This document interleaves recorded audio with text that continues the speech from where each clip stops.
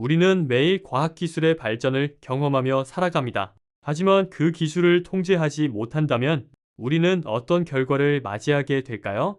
오늘 영상에서는 우리가 과학기술을 통제하지 못할 때 벌어질 수 있는 다양한 상황들에 대해 이야기해 보겠습니다. 과학기술의 발전은 인류 역사에서 매우 중요한 역할을 했습니다. 산업혁명부터 현대의 디지털 혁명까지 기술은 우리 삶을 완전히 변화시켰습니다. 전기를 발견한 토마스 에디슨, 전화기를 발명한 알렉산더 그레이엄 벨, 컴퓨터와 인터넷의 발전은 모두 우리가 오늘날 누리는 문명의 기초를 놓았습니다. 그렇다면 지금 우리는 어떤 기술 속에 살고 있을까요? 인공지능 AI, 로봇, 자율주행차, 유전자 편집, 그리고 더 많은 혁신들이 우리 일상에 빠르게 다가오고 있습니다. 이러한 기술들은 우리의 삶을 더 편리하고 효율적으로 만들어 주지만 그와 동시에 우리가 통제하지 않으면 위험할 수도 있다는 점을 간과해서는 안 됩니다. 역사적으로 과학기술이 잘못된 방향으로 발전한 사례는 적지 않습니다. 가장 큰 예시 중 하나는 1986년 체르노빌 원자력 발전소 사고입니다. 이 사고는 과학기술이 인간의 통제를 벗어났을 때 얼마나 큰 재앙을 초래할 수 있는지를 보여줍니다. 원자력의 힘은 대단히 강력하지만 이를 통제할 능력이 부족했을 때 엄청난 피해를 불러왔습니다. 아이와 관련된 부작용도 중요한 문제입니다. 영화 속 인공지능들이 인간을 위협하는 장면은 현실에서 아이의 위험성을 경고하는 메시지를 담고 있습니다.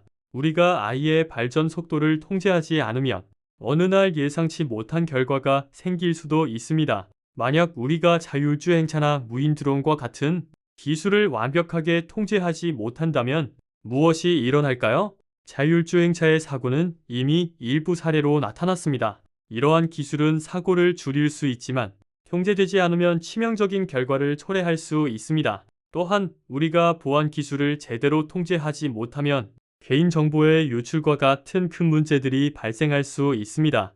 해커들이 인공지능을 이용해 개인과 기업의 데이터를 탈취하는 일이 빈번히 일어날 수 있습니다. 그리고 유전자 편집 기술은 인류의 질병을 치료할 수 있는 잠재력을 가지고 있지만 이를 잘못 사용한다면 인간의 진화에 악영향을 미칠 수도 있습니다. 과학기술 발전은 윤리적인 문제를 동반하기 마련입니다. 예를 들어 유전자 편집 기술을 통해 태어난 아기의 유전자 코드를 수정하는 문제는 어떤 윤리적 기준을 적용해야 할까요? 아이가 인간의 결정을 대신하게 되는 세상에서 우리는 누가 그리고 어떤 기준으로 결정을 내리는지에 대해 다시 한번 생각해봐야 합니다. 따라서 과학기술의 발전을 통제하기 위해서는 국제적인 협력이 필수적입니다. 각국의 법과 윤리적 기준을 어떻게 조율할 것인지에 대한 논의가 필요합니다. 그렇다면 우리는 어떻게 과학기술을 통제할 수 있을까요?